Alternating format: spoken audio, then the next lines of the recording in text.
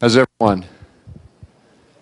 Thank you for coming out tonight. We really appreciate it. I got excited when I saw the parking lot. I thought, all right, a whole lot of people want to have a conversation, but it's still a good crowd. You never know what to expect, so I appreciate you taking time out of your evening to come and talk. Just real quick, because I want to get to the questioning. That's really what sets the agenda for these meetings. I don't really come with topics. I really let you drive the agenda and ask questions, and I'll answer them as candidly as I can. And if there's anything that I need more time on, all I'll ask is that you leave me a number that I can call you tomorrow or something. Curtis, this microphone is cutting in and out.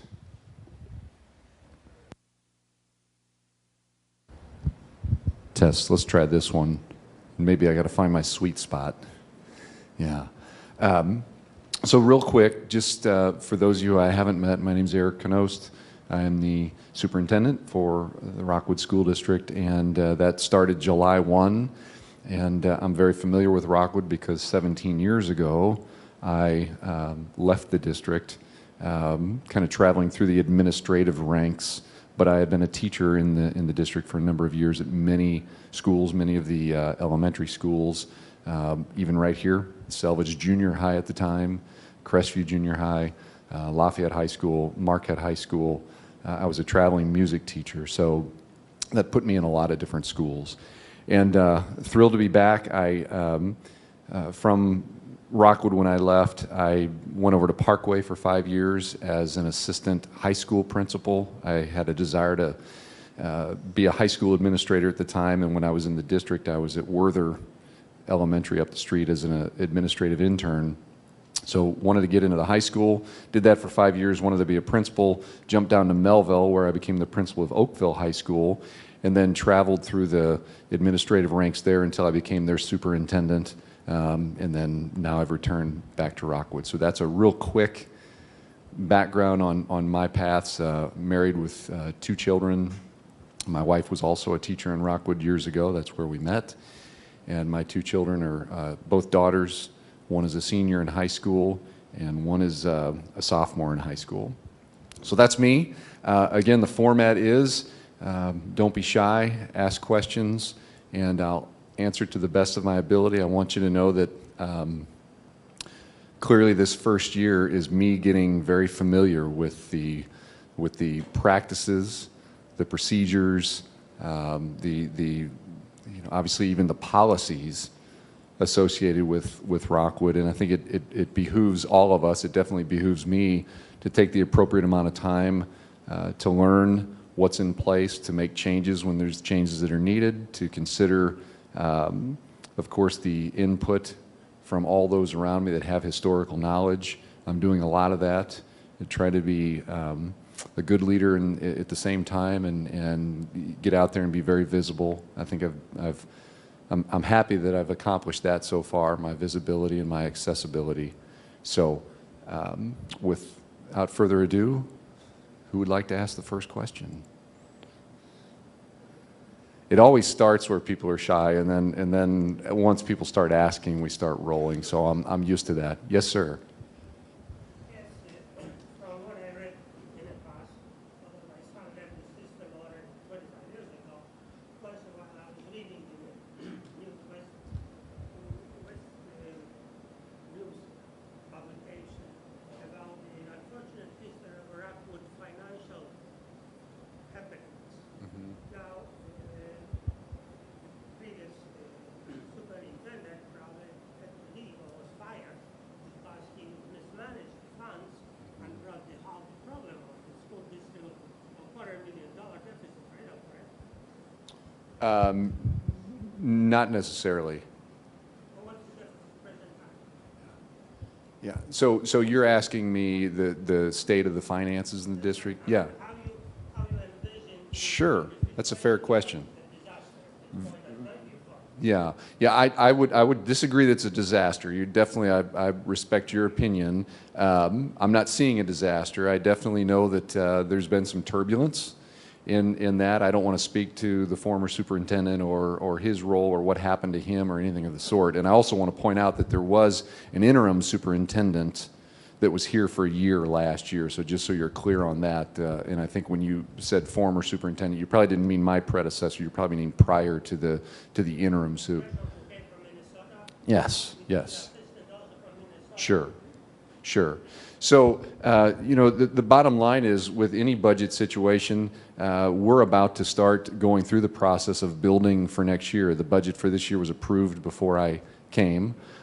So I'm very interested in looking at that from a line item perspective, how we spend, what are our practices. You have to keep in mind that you know, a very large percentage of a school district's budget is wrapped up in human resources. About 85% of a school district budget funds the human resources in the district. After that, you've got, you know, you got to turn on the lights. We've got to pay the, you know, pay the bills, pay for the transportation. You end up, even though it's a very large budget, I'm not diminishing that it's a lot of money, and it needs good stewardship, and I think I can provide that. I've done that in the past. I've got a good record with that. But the discretionary spending comes down to what do we spend in the classrooms, what do we spend on supplies and things like that, and we're going to analyze that down to the penny, and the goal is to balance the budget.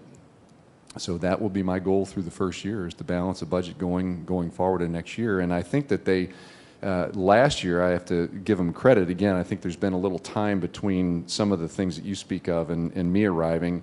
Technically, the budget, last year there were decisions made about full-day kindergarten that caused some deficit spending, but over years that corrects itself because of how the state reimburses for kindergarten. That will end up actually bringing more money in by going to full-day kindergarten. So there was a little bit of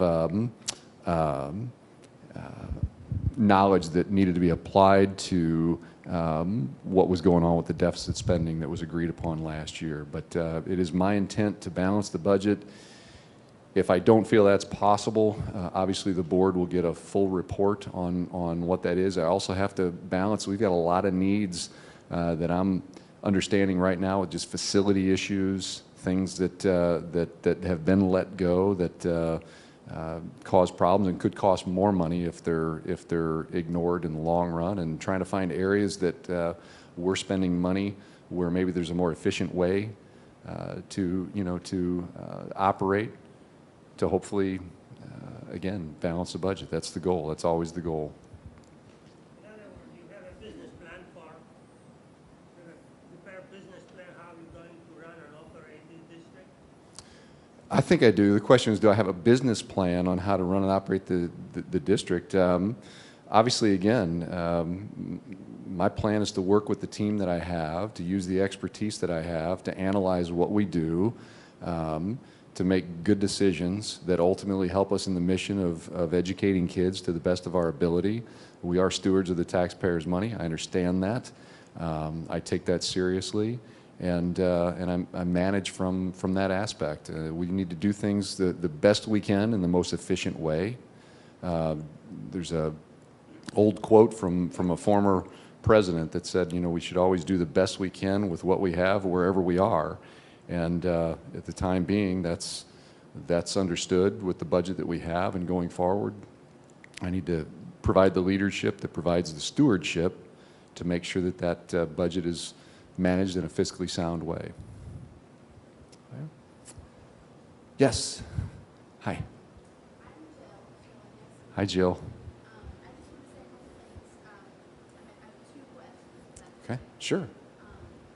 My background is, we just moved here to Missouri. I'm kind of new to the area and my family. And we're part of the Rockwood School District right now for the Parents and Teachers Program. Sure. And we're really thrilled with it. We love our parent educator. Just really excited to be a part of this school district. We've read and done a lot of research on the school districts in St. Louis. Mm-hmm. Really happy to be part of it. Just thrilled with our experience so far.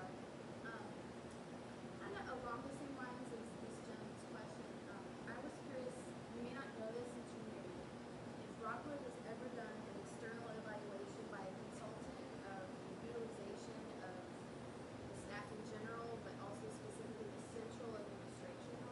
My background is teaching. I taught school for 5 years in different states. Sure. And I've seen some ways.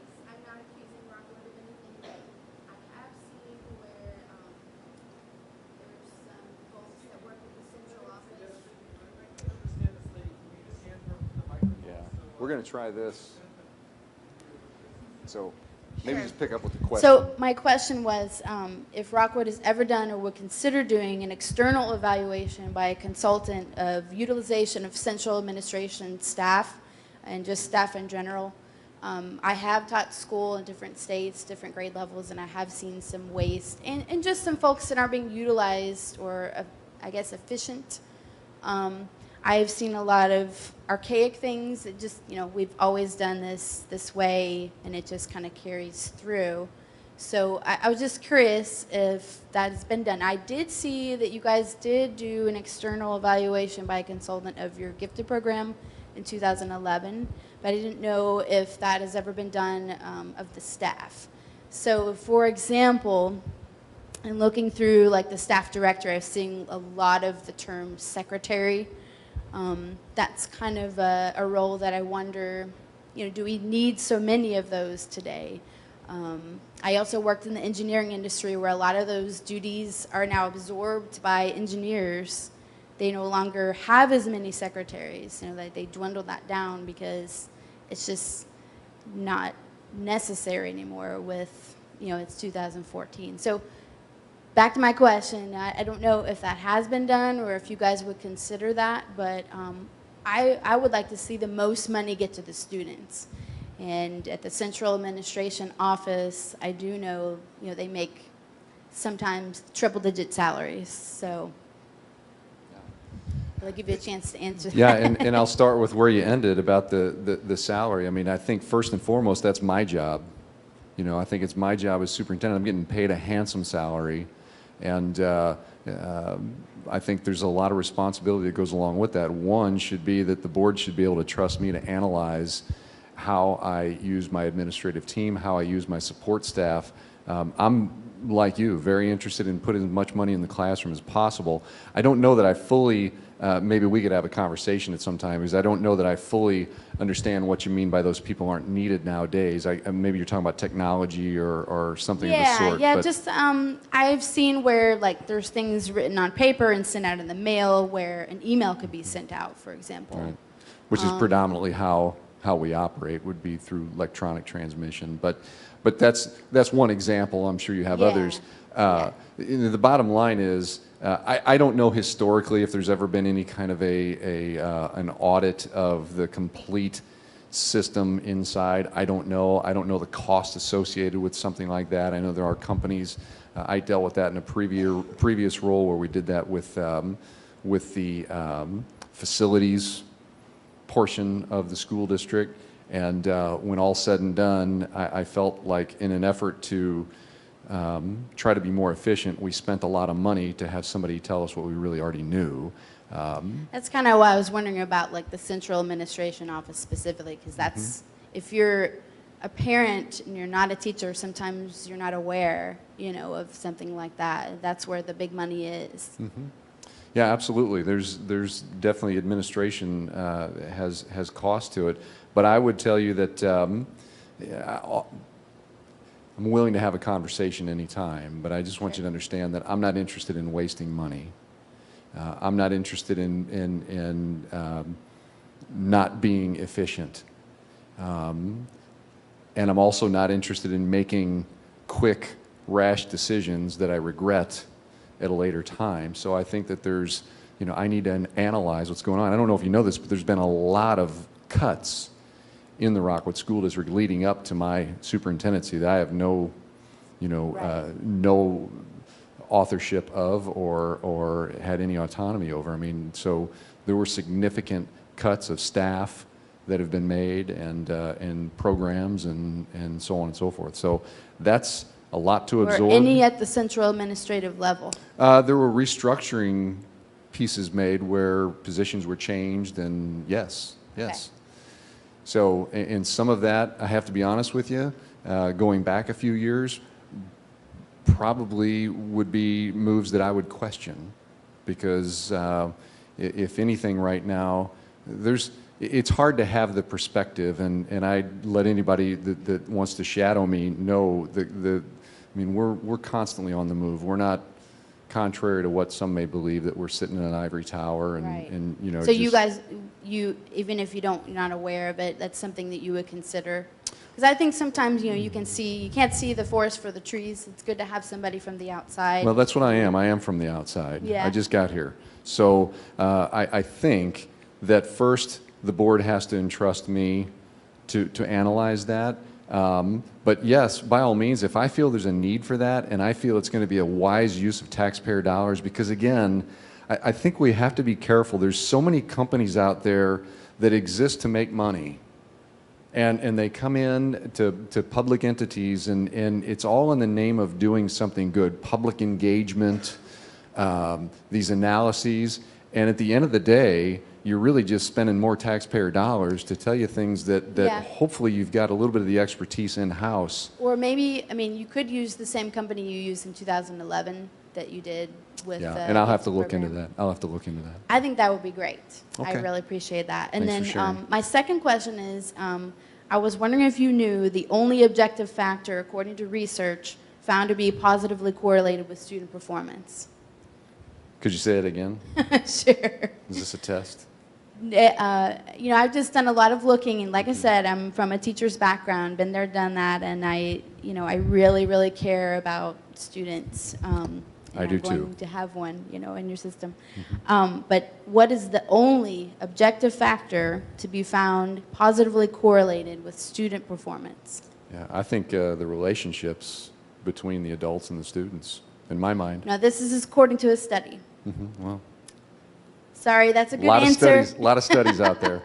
And I wouldn't know myself if I hadn't looked it up, but there was a study done in the year 2000 for the U.S. Department of Education, the National Center for Education Statistics, and I can give you the other details, but the only objective factor to be found positively correlated with student performance was smaller class sizes, not school size or teacher qualifications, nor any other variable that the researchers could identify. And student achievement was even more strongly linked to class size reduction in the upper grades than in the lower grades. So I found on Rockwood's website the current class sizes, and in talking with Tim Rooney, I think he might be the CFO. Yes, he is. Is that correct? And he's here. He told me these class sizes are done at the beginning of the year, so they do really, try to keep the class sizes at this level. But they could fluctuate based on if kids move away or come into the class, so they could be more or less. According to these studies and the research, students, according to the SAGE studies in Wisconsin, test score decline in all academic areas was found for each student added to a classroom above 15 in the early grades. And then they did another study, a decline blah, blah, blah, blah, in high school for each student added above 25. So keeping that in mind, 15 and 25, 15 for the, the lower grades and 25 for high school. I didn't say anything about middle school. But I think I would like to ask, what are we doing about class size reduction? Sure. Yeah, it's a conversation that happens a lot. And first of all, let me back up. I think I answered the question the way you wanted me to. I said relationships. There's nothing more powerful in what we can do with students than put a quality, effective teacher in that classroom. And what are they trying to do? They're trying to solve the mysteries of motivation. Kids have to be motivated to learn. Teachers establish that by building relationships. So I think I was dead on my answer. And I also think there's a whole lot of research out there that can tell us just about anything we want it to say. But I agree with you, and I agree with that research, that when we can impact class sizes significantly, there's plenty of research that says class sizes fluctuating by 2, 3, maybe even 4, and some even say more than that. There's no significant difference in the outcome. When you impact class size to the extent where you go from classes that may be in the upper 20s and you change that to the upper teens, that's when you're going to start seeing Well, significant difference. I would have to let me disagree with finish. that. Can I finish? Okay, sure. And Yes. and clearly, I'm not going to argue with you at all because I agree with you. I want lower class sizes. Everybody wants lower class sizes. It goes back to fiscal responsibility, analyzing the system, all the things we've already talked about. But I've already talked to the staff about establishing. They just addressed a class size policy before I got here, and I've already asked that we consider going back and adding in target class sizes. So as our demographics change, as our populations dwindle over time, and as we get ourselves in a better financial situation, we can work towards those targets. We're not going to be able to adhere to them, and keep in mind that we're wrestling a lot of things legislatively.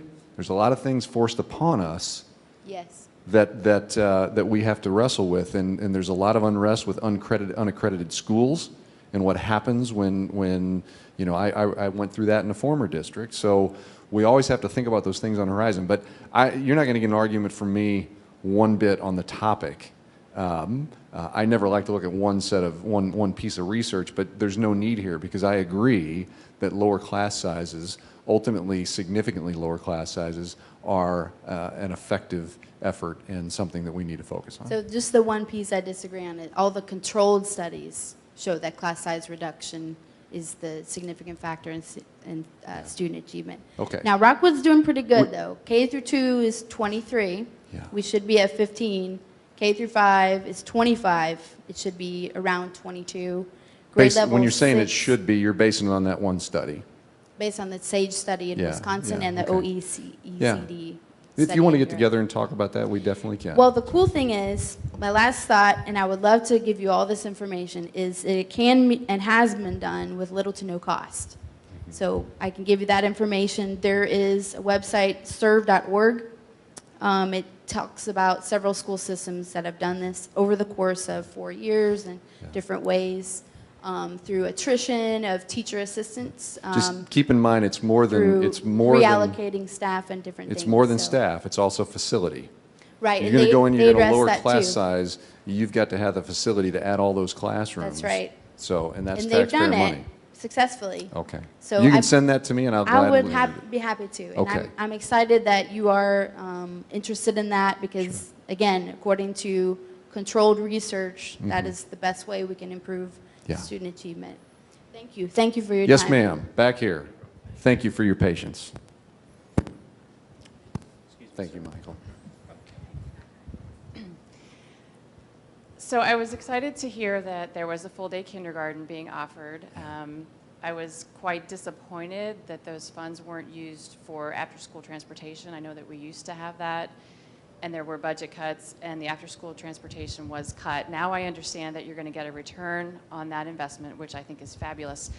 But is there any possibility in the future, in the near future, because I have a 7th grader and a 9th grader who both want to stay after school, and neither one can because I work and their friends don't stay after school. Is there any possibility that that will be reconsidered? And I do have a second unrelated question. Sure. And let me tell you this, I don't want to make promises, especially early going. As I said, there's a lot of analyzing that I'm in the process of doing, I'll continue to do. But just so you know, philosophically where I'm at, I believe in connecting kids to their schools. And you connect kids to schools in more ways than just having them attend. So that includes rich after-school programs. I'd rather have kids here, even if they're making, you know, origami. If that interests them and that connects them better to their school instead of out running around doing something unsupervised, I'm all for that. And when kids are connected to their school, their achievement, I can cite all kinds of research that says the achievement goes up when kids are connected to their schools. So that would suggest that, absolutely, in a perfect situation, I'd love to have transportation for children to be in after-school programs and be able to have transportation home that allows them to be in that. Can I promise that I'm going to make that happen? At this time, I can't. Is it something that I would consider a priority? Yes, I'm comfortable telling you that. Okay. And my second question is, I think it was about 2 years ago, my kids were at Selvidge, and they introduced bring your own device technology. They, I guess the school district felt that this is coming, we can't ignore it, the kids need to be engaged, and if it's through technology, let them bring their devices to school. I now have a freshman at Marquette, and they're not allowed to use their devices in class. So how do we tell them, bring them when they're in middle school, but then in high school, oh no, you got to put it away? Yeah, I'll have to look into that. I don't know that I'm aware of that at Marquette High School, and we do allow students to bring devices. I'm a fan of using technology in the class, and so I'll have to, if you want to get back to me, I'll look into that. I mean, Will, are you aware of that? No. They're given, I know two kids who get Okay, well, let's, yeah, she said the phone, which obviously a phone can be a device, but a device being utilized for curricular reasons is, of course, different than a device being utilized to text or to do things in an uncurricular, in some cases a disruptive way. So if that, I am aware of that. I mean, the devices are there for curricular reasons, but not to be openly used. So I don't know if that's the hang up or if that's what caused that difference. Sure. Okay. We'll take a closer look at that. Thanks. Next question. You kind of mentioned it earlier. Would you kind of catch us up to speed on maybe Rockwood or maybe the latest in the legal situation with these unaccredited school districts? What protection, or is there any rights of the host district in those type of situations? Because I know they can be kind of financially demanding. Yeah. You know, the challenge with these town hall meetings is that there's so many good questions and so many things brought up that really require a conversation. So I'm going to answer that, but tell you that we could probably talk for 30, 45 minutes on it, just like your topic. I mean, it's, no, that's okay. Just please know I'm accessible and we can talk more about it. The questions about unaccredited schools and what's really going on with that, the reality of it is there's a lot of ambiguity that still exists. Our legislator could not solve the problem.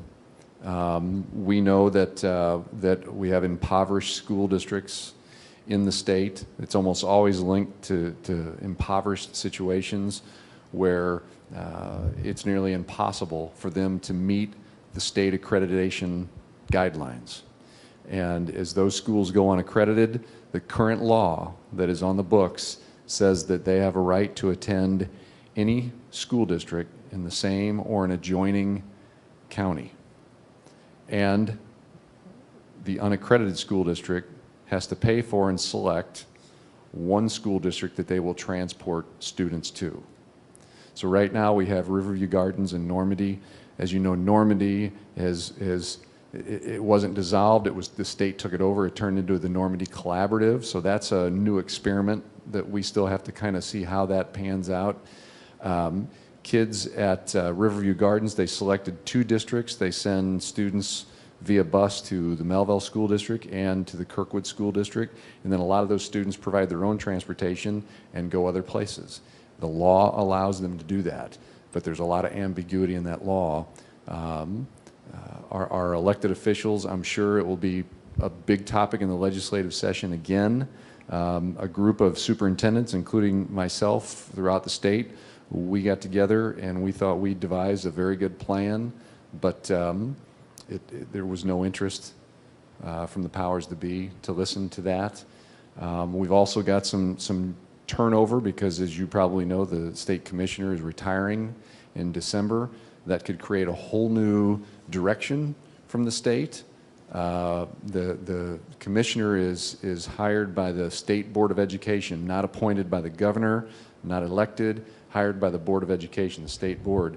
And that can send education from the State Department, which is our accrediting organization. They accredit our school districts. So really, there's a lot to still be seen and what's happening, but right now a lot of ambiguity and we're kind of just feeling our way through it.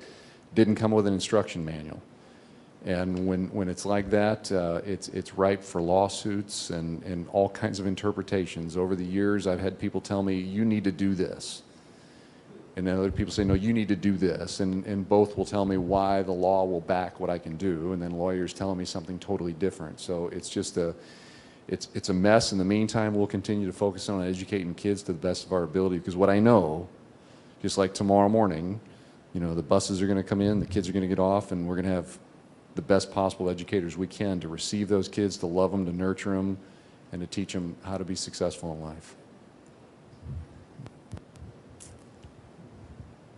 Great questions. Up here?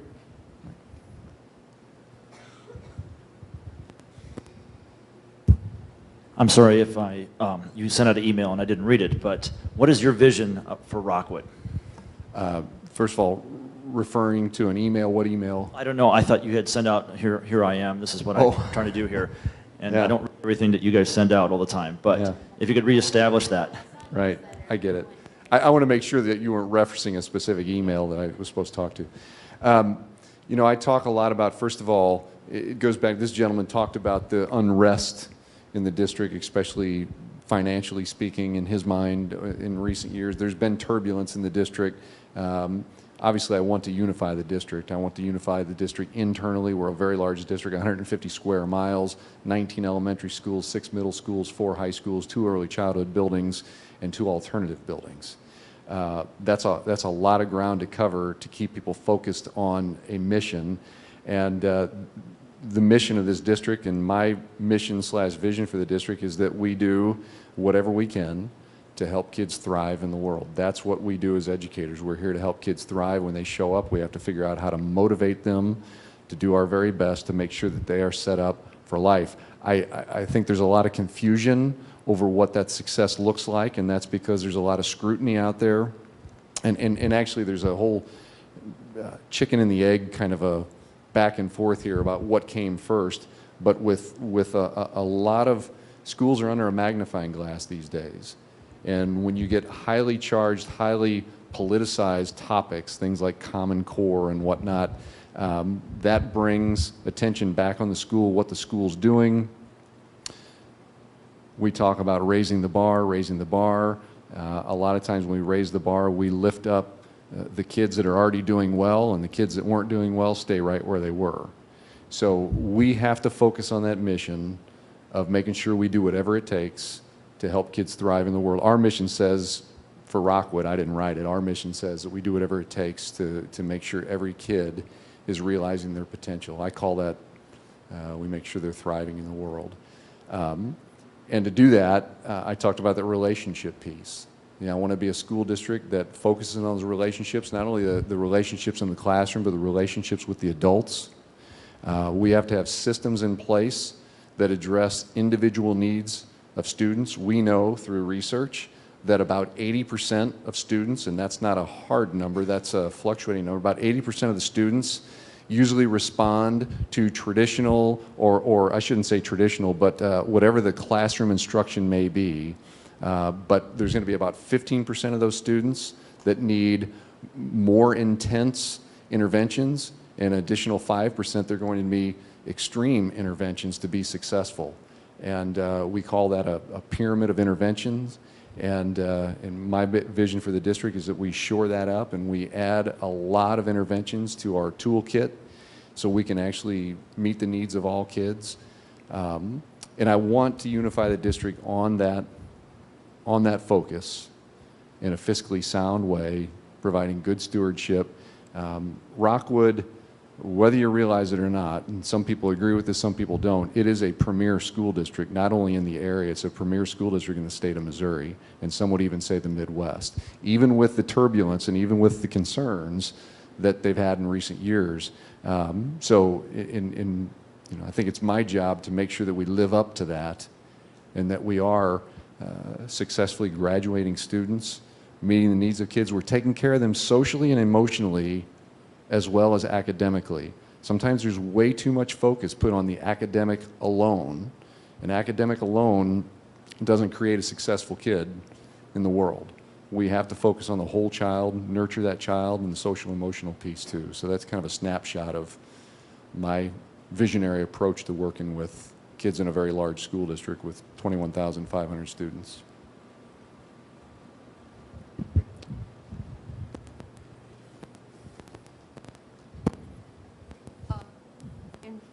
various school districts through the years, when there are budget cuts and cutbacks, one of the two areas to go first is art and music. What is your viewpoint on the importance of those two areas of activity? You're asking a fine arts teacher that question.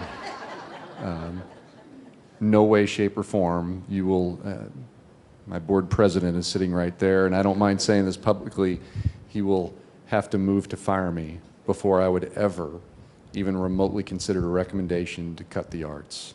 No way, shape, or form. And that includes music? That's first and foremost. I meant to say art. Art, absolutely. We're being funny, but all the same, all the same. The art, you know, I said earlier about connecting kids. We talked about after-school programs. If you want to come visit an art class with me, the one thing that I'll point out to you when we walk in is that every single kid will be engaged. It's project-based learning, and the kids are engaged, and they're connected. We can learn a lot from art teachers and art classes. The last thing I would ever cut would be the arts. So if I was asked to do that, and I don't think I have a board that would even remotely consider that either. I'm getting to know them very well, and they're supportive of the arts. So, well, but that's refreshing because there's a history not within this district, but in you're the correct. country. You're correct. Those were the first to go. Yeah, that's a real shame, and I hope that that's turning a little bit in our country to where it's happening less. But for a while, you're exactly correct. That was the first place they would go to, and that's back to that theory that the only thing that's important are academics. And some of that, if I can pontificate a little bit on this because I think it's relevant, some of that is because this rhetoric out there that they want people to believe when they compare us to other industrialized nations that the United States is suffering. There's a lot of misinformation in the studies associated with that because you're not comparing apples to apples. You're comparing apples to oranges. The poverty rate in the United States is 24%. That's way higher than any other industrialized nation. And let me tell you what we don't do well in the United States. We don't do well at educating kids in poverty. And I don't mind as a public educator to admit that. We just can't figure that out. We keep trying. I think it gets back to those visionary pieces that I just talked about, things like relationships and class sizes, those things, but we just can't figure this out. If you want to, we don't need test data to tell us a successful school district. You know all that you need to talk about a successful school district? Zip codes.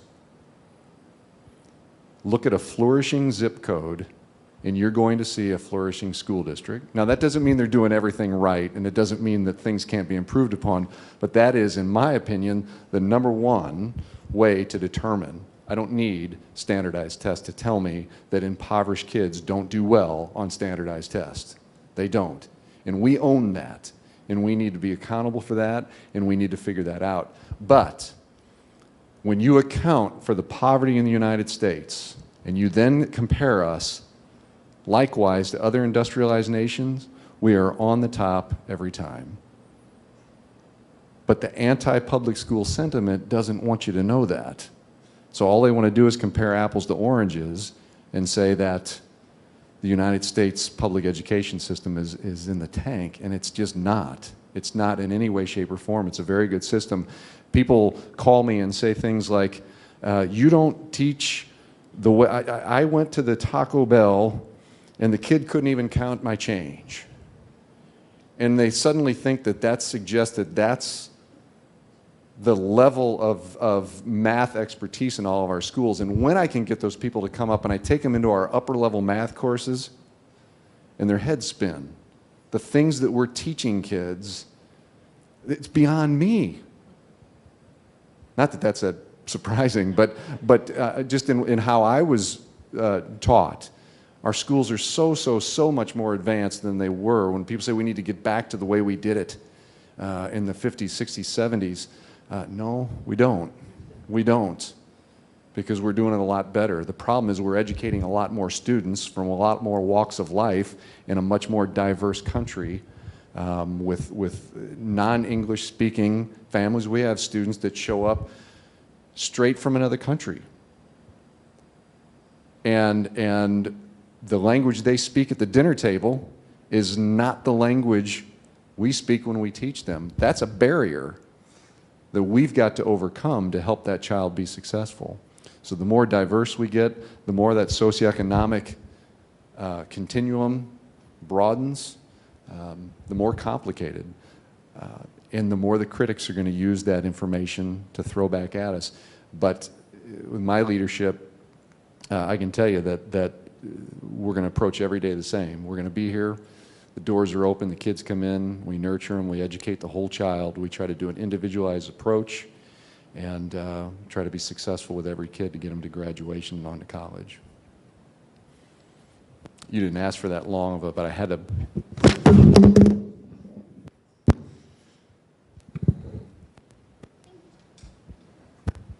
Hi. Regarding Common Core, is there a plan in place to educate the parents on what it is and what it's going to mean for our kids? Or Yeah, that's such a great question because there's a lot of question marks we have now about the Common Core. As you know, legislation in Missouri was passed. There's a lot of concern about local control. There's a lot of concern about how Common Core was created. And I don't really want to get into that. I agree with some of it. I disagree with a lot of it. But it obviously was problematic in how it was rolled out and created a lot of concern as that it was some kind of a national conspiracy effort to do whatever. And it doesn't matter if you believe that or you don't believe that. Now the state has passed legislation that is kind of backed up and trying to add the local control piece. And so I won't say that it's on hold because we were already moving and aligning to the standards associated with Common Core.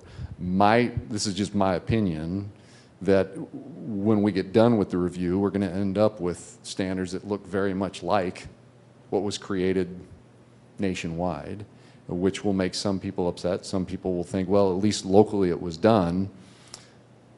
There's a couple of things that I think is so important. When you really talk to people about first of all, about what they know about Common Core, because a lot of people turn on the radio, and whether it's Glenn Beck or whoever having a show about it, and that's where they get their information, and usually it's really hard to absorb the depth of what's involved, and they walk away with an opinion. well, that's why I'd like to hear it from Rockwood, because I'm hearing all these other things, but I don't know how it specifically will affect my life and my kids' life. See, what people don't realize, well, I tell you, it's going to affect them very, very little in Rockwood, because we're going to have high expectations for children regardless of what the state tells us to do, okay? But what so many people don't realize in this conversation, we've been aligned to standards. Those of us who have been in education for many years, we know in 1995, we went through this.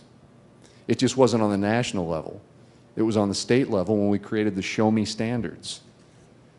It became politicized, and it was just a big mess. It just wasn't at a national stage. The conversation about standards was, but there wasn't standards that were normed across the whole country. In a district like Rockwood, we're going to have high expectations. The issue that most people, when you really teach them about Common Core, especially in the beginning, the issue is more about the testing that people have than it is about the standards themselves. And the good news is on that, because even as educators, we had issues with the testing too. We don't need more standardized testing, folks. We need less standardized testing. We need internal testing that informs instruction, not testing that just gets sent off to the state or the feds for them to tell us how we're doing. We're not here to be in competition. We shouldn't be anyway, with school districts next to us, around us, or in the next state. We should be doing the very best we can. I want all kids to succeed. And we should be doing the very best we can with the kids right here in Rockwood, and that's what we'll always do. The good news is we spoke out as educators, and the state listened to us. Our testing plan, our state's testing plan that was slated to increase through the Common Core practice significantly. You probably heard the term smarter balanced testing that coincided with that. The state listened to us, and we significantly now have reduced the number of state-mandated, government-mandated standardized tests. So that's gone in the right direction. Instead of ramping them up, we've actually decreased, and that started this year. Now, we still have our local test that we locally control and the board supports, so we can inform the instruction in our classroom and do the best we can. The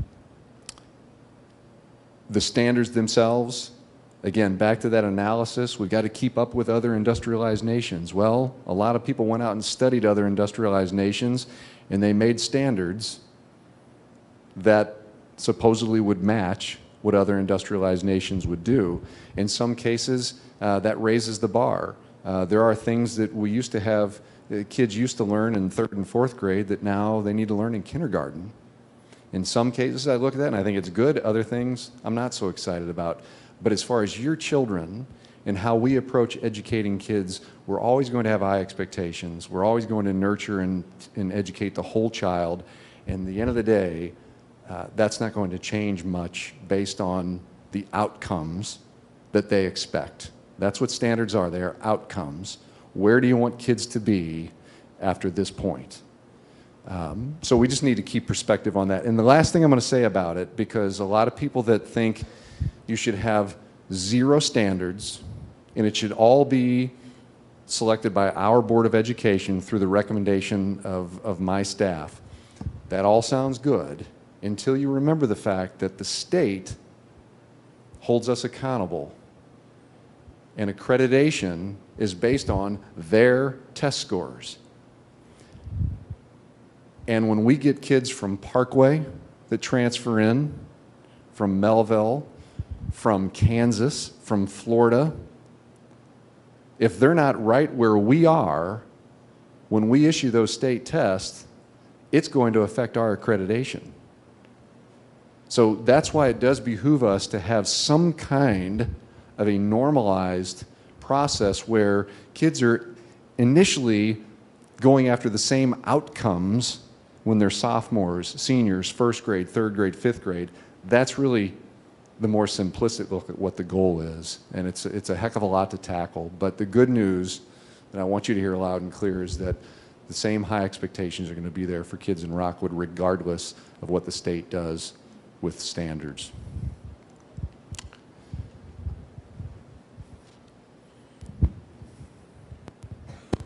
First, late getting here, and so I apologize if this has already been addressed. But okay. Number 1, welcome to Selvidge. Thank you. Greatest middle school in Rockwood. Yeah. That's just an opinion. I used to work here, so. Yeah, well, that helps. Yeah. Can you tell me, and I plead complete ignorance on this, but I keep seeing from all of my friends that are school teachers or retired school teachers, vote no against, is it Amendment 3? Mm-hmm. Does this tie into core curriculum, or what is this, and what is the school district's thought on that? Yeah. So I can try to be informed when I decide. Well, let me preface by telling you that it's a political ballot issue, and school districts have to be very careful. We really cannot come out and tell people how to vote on any such ballot issue. But I will tell you that Amendment 3 focuses heavily on a couple of things. The biggest concern that people have about it is that local control issue, because it decides that teachers are going to be evaluated and hired and fired according to how their kids do on state tests.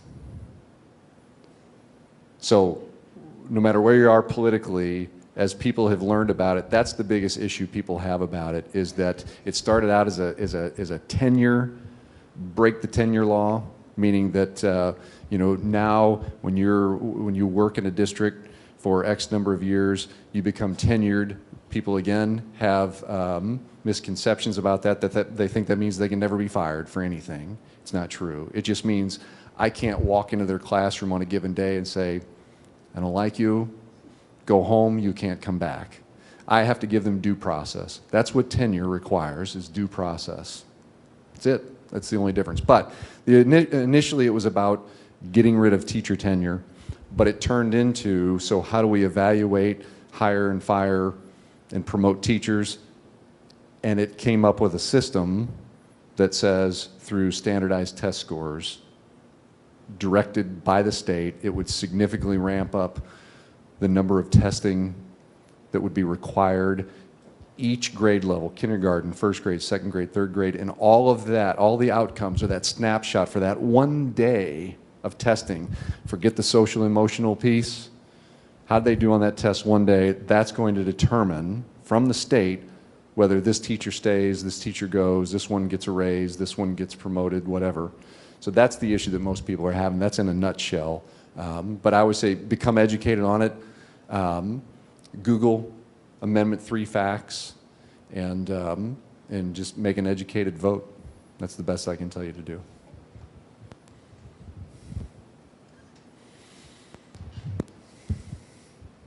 So I really appreciated your blog post on thank our you. problem or their problem, and I forwarded it on to a lot of people. But it made me wonder, and I didn't see you address whether you see the paradigm shift that you called for in seeing things as our problem rather than their problem.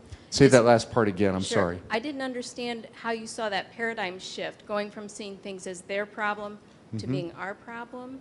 Is there a role for the school district and community institutions in that process, or do you see that as a personal and individual responsibility? Let me give the others the context because not everybody reads my blog, but I haven't blogged much lately, so if you're looking for anything new and fresh, I apologize that it's been a little while. But I posted something during the Ferguson situation, and really the gist of what I was saying, without taking sides on anything, I suggested that we need to, before passing judgment, allow things to play out and understand and so on and so forth. But my biggest point was, as long as we say, it goes back to what I was saying about impoverished schools. As long as we say it's a problem with impoverished schools and we don't do anything about it, and we allow people to stay in the impoverished schools, we don't help the impoverished schools, we allow them to deteriorate, we allow the system to come in and close the impoverished schools and destroy the community, this problem is going to perpetuate. So to your question, what do schools do about it? First of all, it comes down to how we educate our children, and I hate to be redundant, but educating the whole child. You know, kids need to understand and wrestle with these kinds of things coming up. I tweeted out a picture during all the Ferguson unrest, which it's really still, there's a lot of unrest, but it was a picture of two little boys sitting against a wall, and they were playing with some technology. One was black, one was white, and they were having the time of their life, and it was obvious. And I don't even remember what the caption said, but my point for tweeting out was that to make the point that it's all learned behavior from there. So we kind of perpetuate a system, in my opinion, through how we create our school systems, how we fund our school systems. We take care of sometimes those zip codes that need the least, and we don't take care of those zip codes that need the most, and then we get mad when we have unrest in a situation. So I think the heartbeat of every community is a school system. Some people don't understand public education. Public education is here to pick up any and every kid that walks through the doors, regardless of race, creed, how many parents they have, special education needs, and we need to equip our schools in every community to be able to do that, not handcuff them and make it more and more difficult, not delete them of their funding. So it's another one of those conversations that we could have probably over a couple of hours. But thank you for recognizing that my blog. I appreciate that. Something new will be coming soon. Anything else? Yes.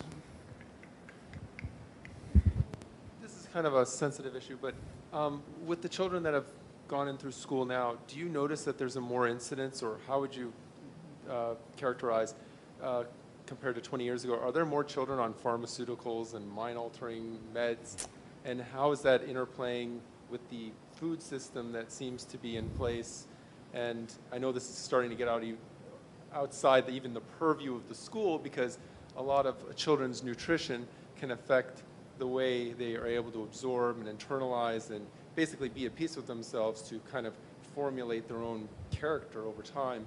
And how much is that being lost to pills? Yeah.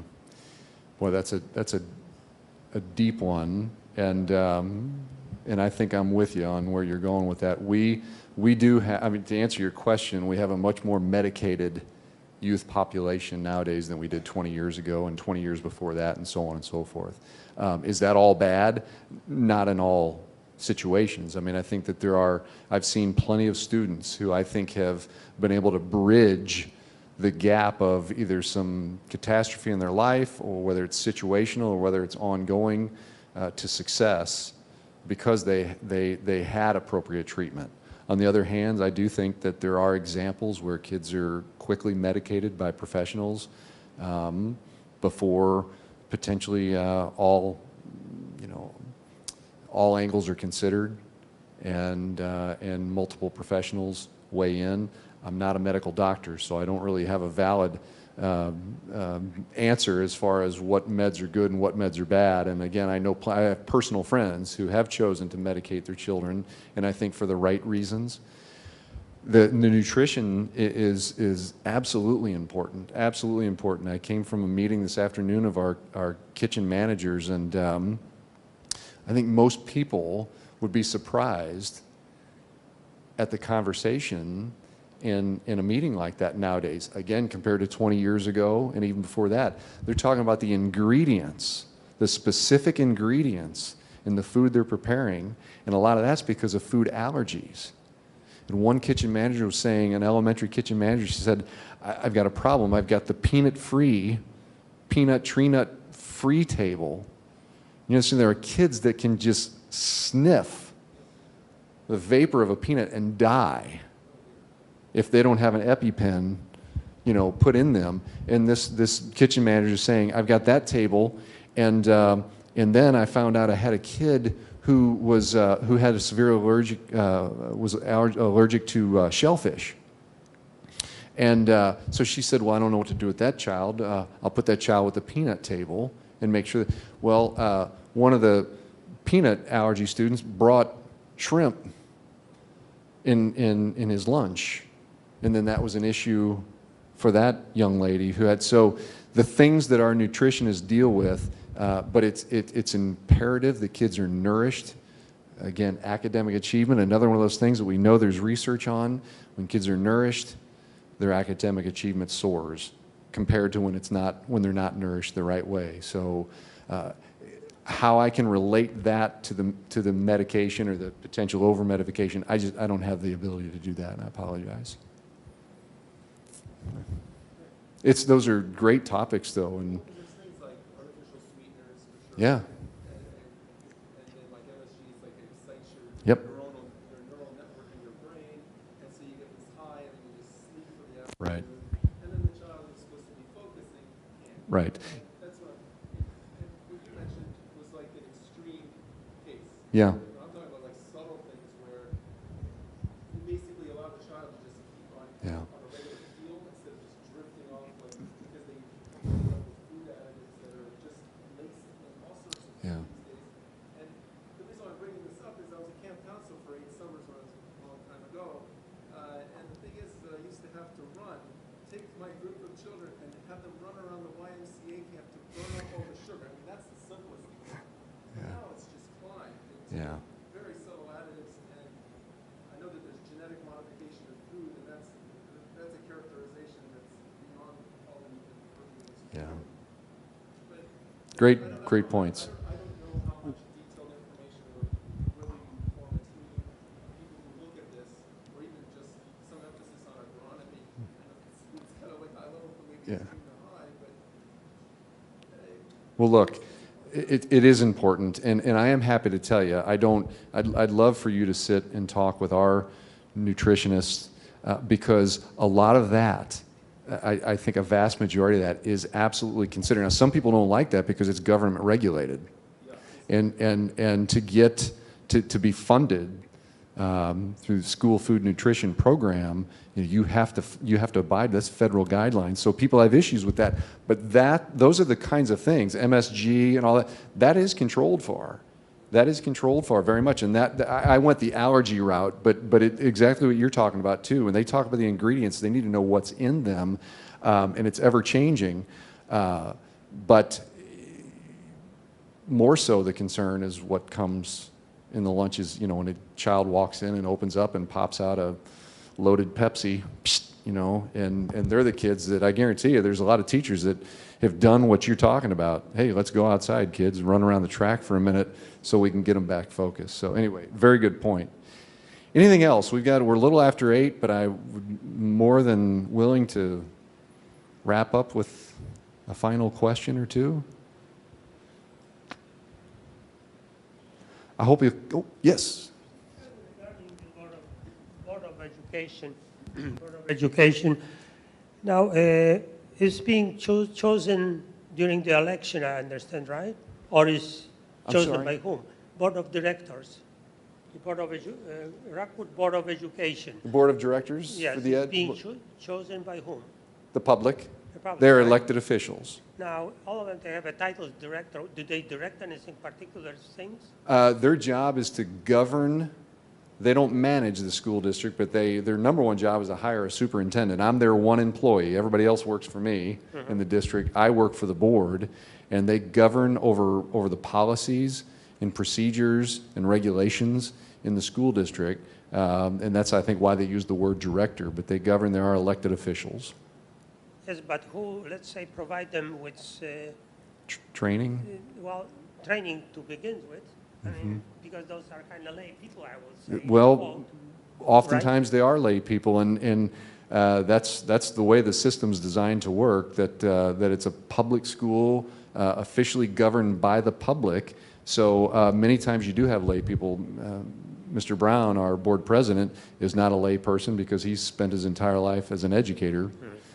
So you do have educators that run for the board, but to be honest with you, it's supposed to be a mix.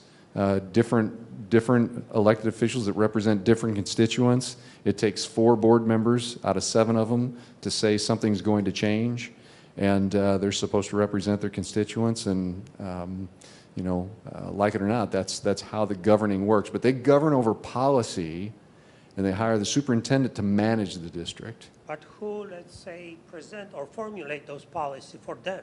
It comes from state or federal government? A lot of it comes from legislation. A lot of policies, at least the underlying main point of policy, is a lot of times brought forth through legislative decisions made at the state or the federal level. Attorneys analyze those things, and then ultimately the administration, myself and my staff, we recommend to the board changes if they're needed in policy. So that's where the expert, I'm the hired expert, and but the board doesn't have to listen to me. I mean, any 4 of them can decide to vote against me or with me or what have you. But the goal is to make informed decisions, and they use their hired expert and his staff to bring those recommendations forth. But some of that is driven by legislative decisions at the state and federal level. Is there any prerequisite regarding their qualification in the sense of level of education or previous experience in a schooling and education, or not? No requirement for that, no. So anybody who might feel, let's say, that he can be very instrumental in improving the whole system, or gets on a public and say, I want to be elected? If they run a campaign, they have to live in the district. Right. What else besides living in the district? It's 24. Yeah, so 24 years a resident inside the district, U.S. citizen. Right. And then you run a campaign, and if you're elected, you're on. But that's why there's 7 members, sir. I think that's the idea. So if you've got one person that maybe brings not as much depth, that hopefully that'll be leveled out by the others. And there is required board training that once you are elected, you have to go through board training. Most often, there's a couple of organizations in the state that do that. Most of the urban suburban districts use the Missouri School Boards Association. They train how many hours? 16? 16. They have to have 16 hours of training. What was the minimum or maximum tenure of those members? Is it 3? Yeah, 3 terms, and the terms are 3 years. So They can serve up to 3 times, right? yes, so 9 years. Total, yes. So, yeah, so what were you saying there about? Yeah, 3 years. I thought you said 3 times. I thought you were teaching me something I didn't know. So there's no limit.